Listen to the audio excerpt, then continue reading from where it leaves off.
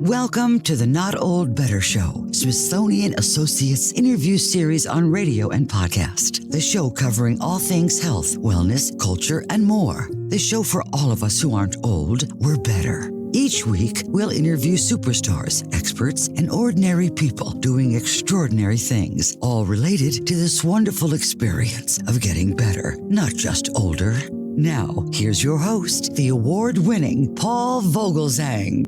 Welcome to the Not Old Better Show Smithsonian Associates interview series. I'm Paul Vogelzang, and today's episode is truly special. We are diving, quite literally, into one of the most mysterious, vast, and awe-inspiring environments on our planet, the open ocean. Our guest today, Smithsonian Associate Dr. Sönke Johnsen, a distinguished oceanographer and professor of biology, will guide us on this incredible journey. Smithsonian Associate Dr. Sönke Johnsen will be appearing at Smithsonian Associates coming up. Please check out our show notes today and the Smithsonian Associates website for more details on Dr. Sönke Johnsen's upcoming Smithsonian Associates presentation titled The Great Wide Ocean. Smithsonian Associate Dr. Sönke Johnsen has spent his career exploring the world far beyond the shore, where sunlight disappears and the rules of survival defy everything we know.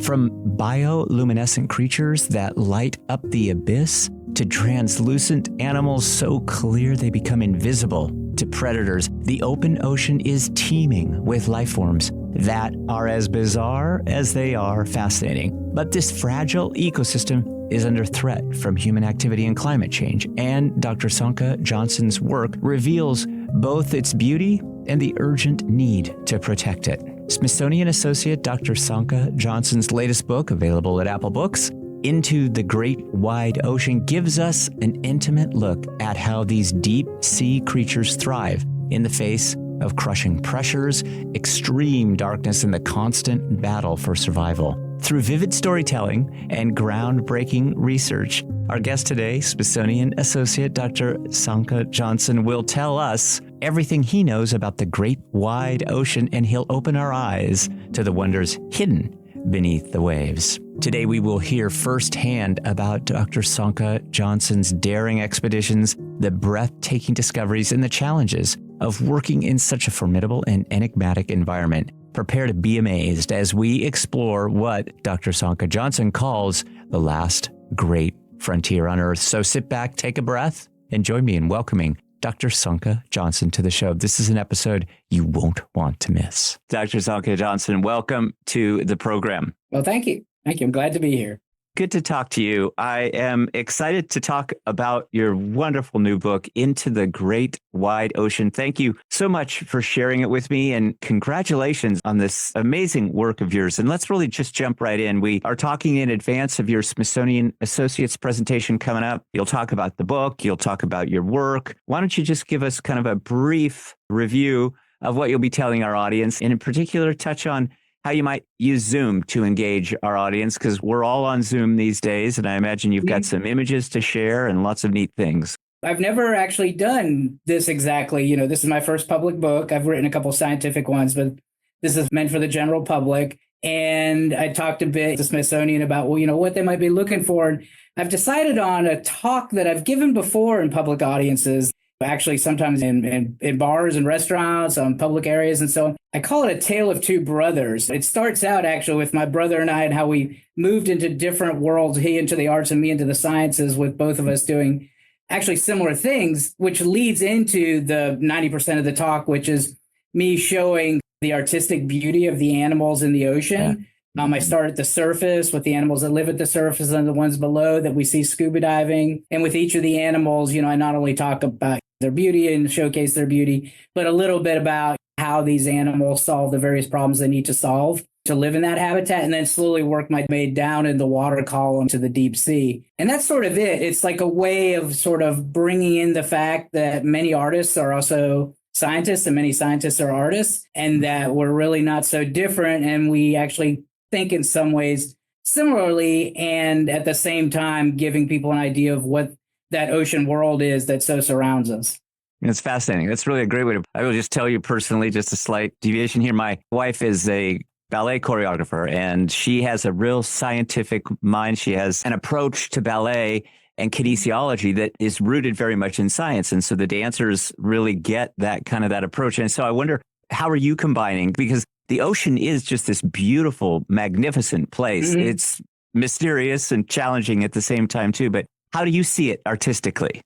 So for me, I've always just been drawn in by light. I was originally an art major in college, and then, worked in painting and sculpture and things of that sort. And then a great deal of photography when I was in high school. Basically, my dad and I slapped a big old table on a bathtub in the attic and set up a darkroom. And I would go around with a camera from the 1950s and just wander around every single afternoon and photograph everything I saw and then develop it at night. So for me now, the part of my artistic life that remains is the photography part, because I'm able to photograph animals that most people never get to see. I mean, something I always think about is people save what they love and they love what they see. And so I have the opportunity to show people what is actually out there in the hopes that they fall in love with it.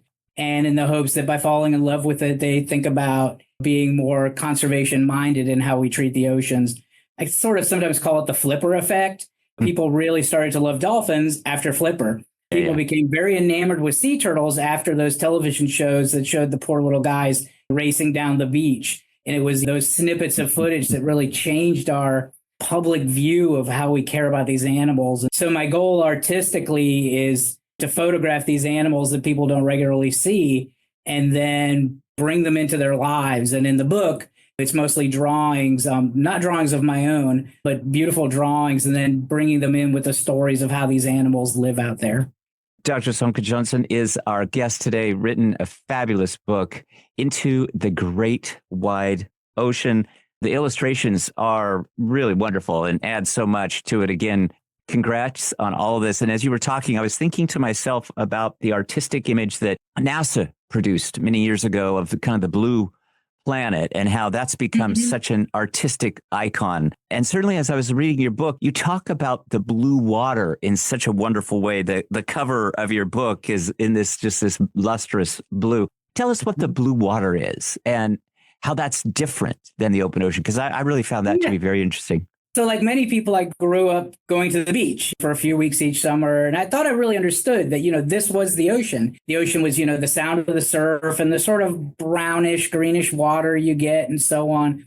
And it wasn't really until I went away from the coast on my first research cruise for a couple of weeks. And the water was it's extraordinary. I mean, the only other water I know like it is Crater Lake. It's just like this enormous moving sapphire. It's incredible, this deep, deep, as you said, lustrous blue. And the most amazing thing after seeing it for a while was to scuba dive in it, where you can see for hundreds of feet in every direction. And everything is just different, darker or lighter shades of blue. It's one of the most extraordinary feelings. And then realizing that this is most of our world. If we think of our living world, it's about 99% or so of our livable world on this planet.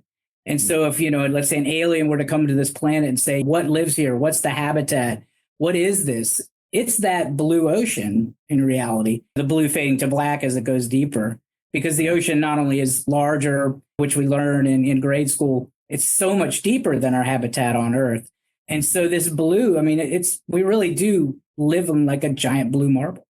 Is it about depth, and what kind of extra training do you have to go through in order to strike out into some of this blue ocean? I imagine that gets a little specialized. To scuba dive, it does. The real danger, we don't go very deep because we are very conscious of the fact that we're hundreds of miles and several days from medical help.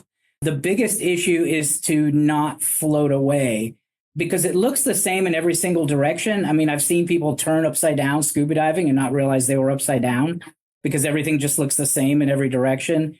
And it would be very easy to drop hundreds of feet in depth or float hundreds of feet or a quarter mile away and not really know it because you're just busily working to see something like a cute animal or whatever. So we build these rigs that tie us all together.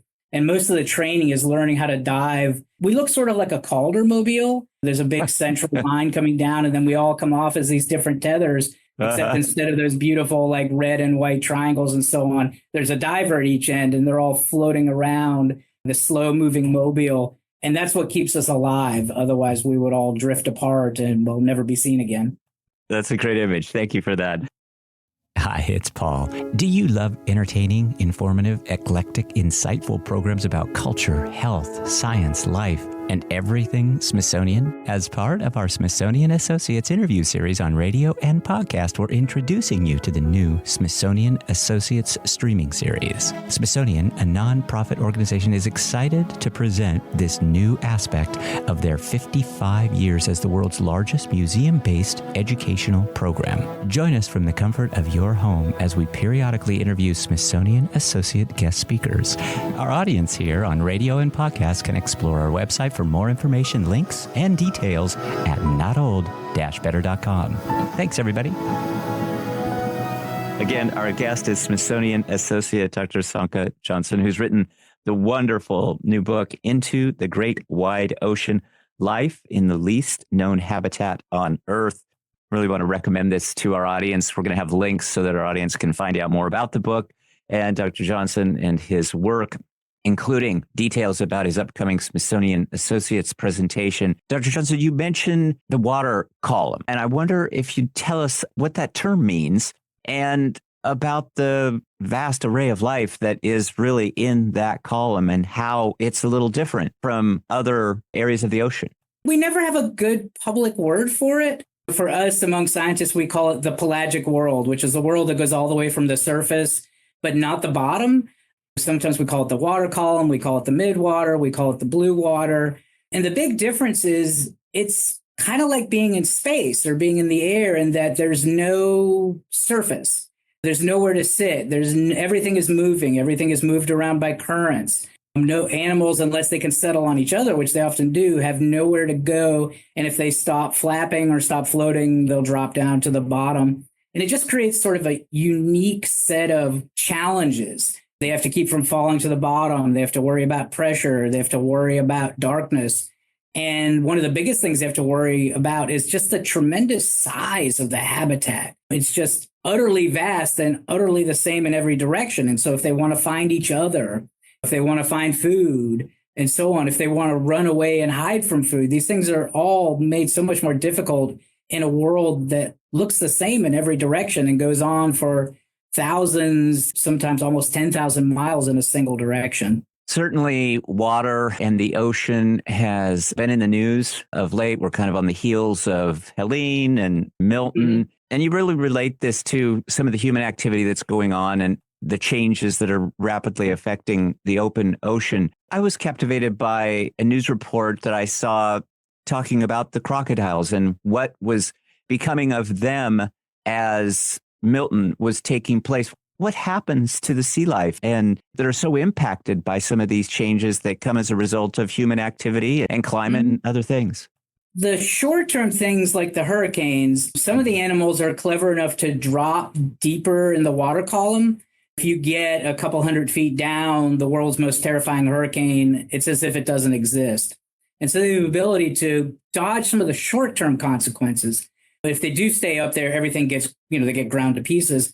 But the long-term consequences are much more serious. The two biggest ones being ocean acidification and the warming of the oceans. And I see that, my research career is not that long. I mean, I've been going to sea for about 25, 30 years. And over that time, we've noticed less and less and less animals that we're able to collect and see. And a lot of this is because as the water gets warmer, it holds less and less oxygen, which means it supports less and less life, especially if you're working in the tropics or, the subtropical zones like North Carolina, where I live. We start calling it straining water. If we put a net through the water, all we get is more water because there are so few animals now. And it's heartbreaking.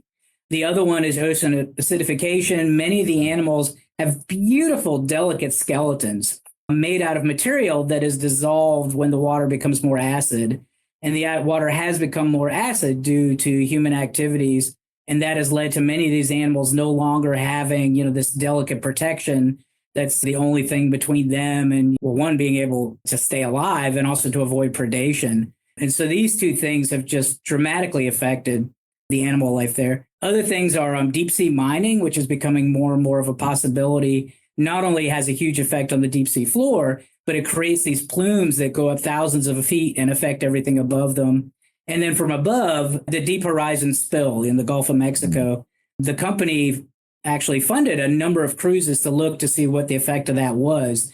A number of my colleagues went and they found out that the damage to the animals went down very far. It wasn't just the surface animals that were affected by the oil. Even the oil, we think of as floating on water. Animals that were thousands of feet down were also impacted. So they're being hit from above, they're being hit from below, they're being hit by changes we're making to the entire planet. And I'm seeing it in my own short research lifetime, which makes me think by the time my daughter reaches my age, the oceans may look far different than they do now. Tell us a little bit about your experience with some of the sea life. As you reference the delicate skeletal shape of some of the sea creatures, tell us what's inspired you by the ocean. What have you seen that so many of us will never experience because we'll never get to some of these places? Being within it, scuba diving has influenced me the most. I've gone down in submersibles quite a number of times. And it's very interesting. You basically sit in your own weird little chamber and go down thousands of feet and do something. And that's fun. But the scuba diving is much more personal because it's just you in the water and you're surrounded by these animals. And there have been days where I look around and it's like the most magnificent thing ever. I mean, there's one particular day about 300 miles off the coast of Maryland. We were diving in the middle of a bunch of moon jellies. And moon jellies, you'll see them washed up on the beach. They just look like a little gristly, clear disc. But in the ocean, they're sort of the most beautiful pink, and they can get to be up to about a foot and a half in diameter and have these beautiful collections of tentacles behind them. And we were in a school of, I don't know, probably hundreds of them, all swimming in all different directions around us. It's amazing. I mean, these sort of images never leave you.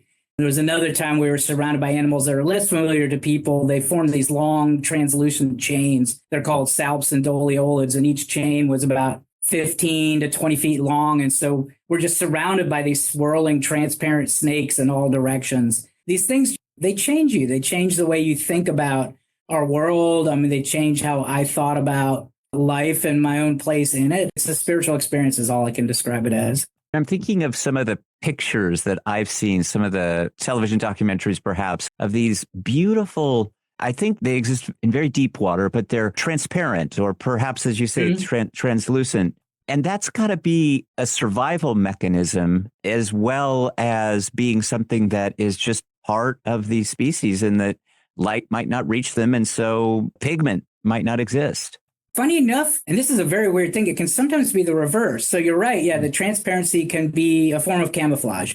It's a way of hiding. But when the animals go deeper, many of the transparent animals will actually become pigmented. And we've learned that's because many of the deep sea animals travel around with bioluminescent flashlights. And so they're sort of roaming the ocean, like looking for anything that bounces off their flashlights. And if you've ever walked around at night with a flashlight, I do this a lot on the farm when I'm walking the dog at night. And if you shine a light on a window, the window is transparent, but a reflection of that light comes back at you. And the same thing with the transparent animals. When they're down there, the bioluminescent lights give them away if they're transparent. And so they'll actually start covering themselves with pigment to suck up that light to hide. And so, yeah, transparency is an amazing form of camouflage, but it becomes more challenging as animals start breaking out the flashlights.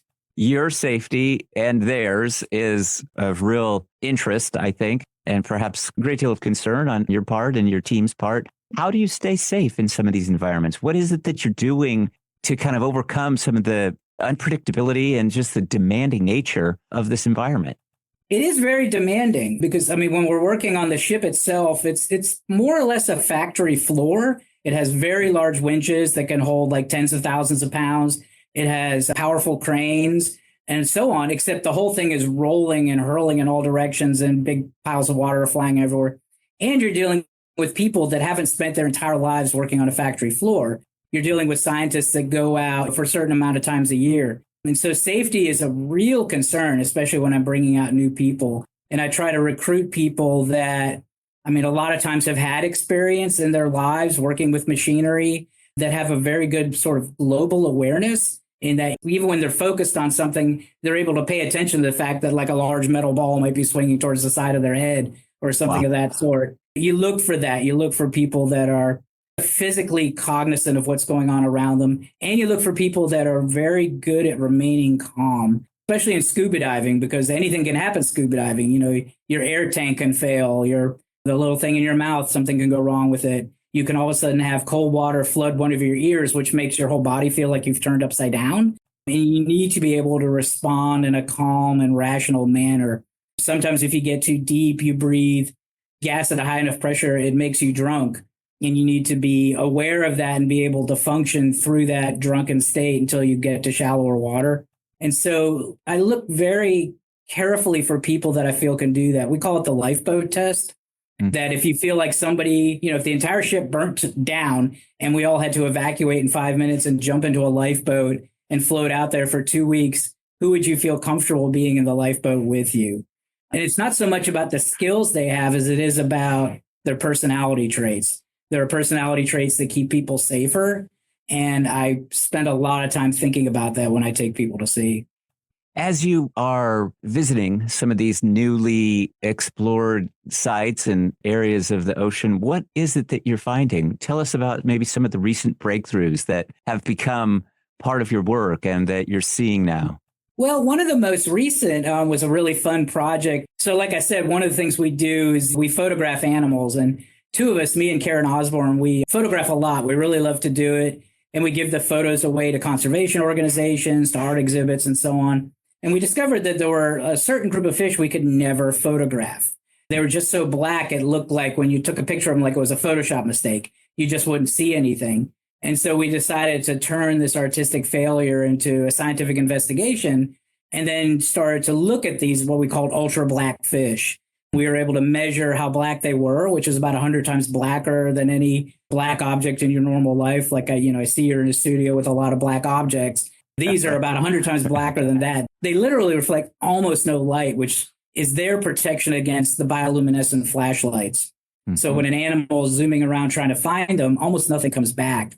And so we were able to measure that. And then after that, we were able to figure out how they did it. And it's kind of like their whole body is a melanoma. They exude tons and tons of pigment, and they package it in these special ways. They look sort of like tens of thousands of tiny little black Tic Tacs. They're just the right shape and just the right size so that when you pile them all together, they're able to suck in light and have it bounce around forever among them, and none of the light comes back out. That's been a recent discovery, is looking at how these ultra black animals are protecting themselves against flashlights and how they do it. Fascinating. I could talk to you for a long time. Again, our guest is Dr. Sönke Johnsen, who's written the wonderful new book, Into the Great Wide Ocean.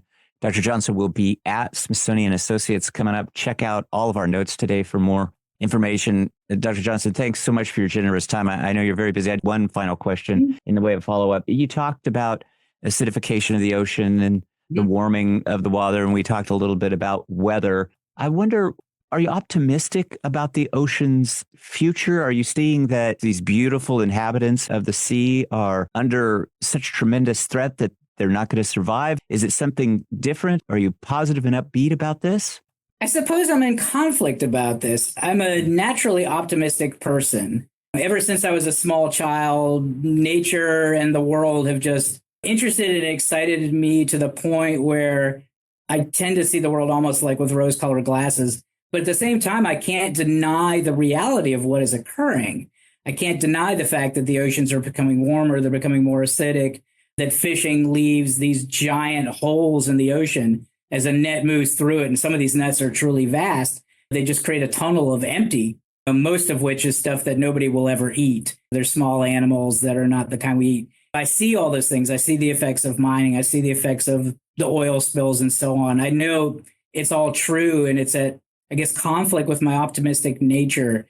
And I don't know how it's going to resolve. I mean, my only hope is the hope of, I guess, many marine biologists, is if we can increase awareness of the ocean and increase people's understanding of this world and get them to feel for it. I mean, in the book, I write a small part about, I feel sometimes like we're the little animals on the dust speck in Horton Hears a Who, and we're just frantically trying to announce ourselves to the larger world before we get boiled. It's a story that always stuck with me as a small child. How do you reach a larger world and tell them, don't destroy us? And I guess I have hope that we can somehow get there. I think of challenges that humans have faced since my childhood. I grew up in Pittsburgh, being a major industrial city. We always worried that we would be one of the first targets in a nuclear war. And so most of us imagined as high schoolers that we would not make it out of high school. And we did. I mean, nobody predicted how things would go. We were told at that time that population would rise to a point that we would no longer be able to feed ourselves. And that has not occurred. And so I guess somewhere in my hopeful nature is that maybe somehow we'll find a way out of this, but I can't deny the evidence of everything that's occurring. And it's heartbreaking. I mean, what can I say? Well said. Thank you for that. And we appreciate your time today and bringing awareness to us, to our Smithsonian Associates audience. We look forward to your upcoming presentation at Smithsonian Associates. Dr. Sönke Johnsen, Smithsonian Associates, been our guest, written the wonderful new book, Into the Great Wide Ocean, Life in the Least Known Habitat on Earth. Check out our notes today for more information about Dr. Johnsen and all of his work. Congrats again, Dr. Johnsen, for all of this effort. We certainly appreciate your time. We'd love to have you back as you're doing more work on this. I know our audience is going to be excited to hear this episode as well as any ongoing work that you're doing on this subject. But thank you so much for being so generous. And again, congrats. Well, thank you. And thanks for having me on the show. My thanks to Smithsonian Associate Dr. Sönke Johnsen, who will be appearing at Smithsonian Associates coming up. Please check out our show notes and the Smithsonian Associates website for more details on Dr. Sönke Johnson's upcoming Smithsonian Associates presentation titled The Great Wide Ocean. My thanks always to the Smithsonian team for all they do to support the show. My ongoing thanks to executive producer Sam Haniger, and my thanks to you, our wonderful audience here on radio and podcast. Please be well, be safe, and let's talk about better. The Not Old Better Show, Smithsonian Associates interview series on radio and podcast. Thanks, everybody, and we will see you next time. Thanks for joining us this week on the Not Old Better Show, Smithsonian Associates interview series on radio and podcast. To find out more about all of today's stories or to view our extensive back catalog of previous shows, simply visit notold-better.com. Join us again next time as we deep dive into some of the most fascinating real-life stories from across the world, all focused on this wonderful experience of getting better, not just older. Let's talk about better. The Not Old Better Show. Hi, one final thing. Please check out our website for this episode and all episodes at notold-better.com or subscribe to the podcast on Apple Podcasts, and be sure to check out your local radio stations to find out more about the Not Old Better Show on podcast and radio. You can find us all over social media. Our Twitter feed is Not Old Better, and we're on Instagram at Not Old Better too. The Not Old Better Show is a production of NOBS Studios. I'm Paul Vogelsang, and I hope you'll join me again next time to talk about better. The Not Old Better Show. Thanks, everybody. We'll see you next week.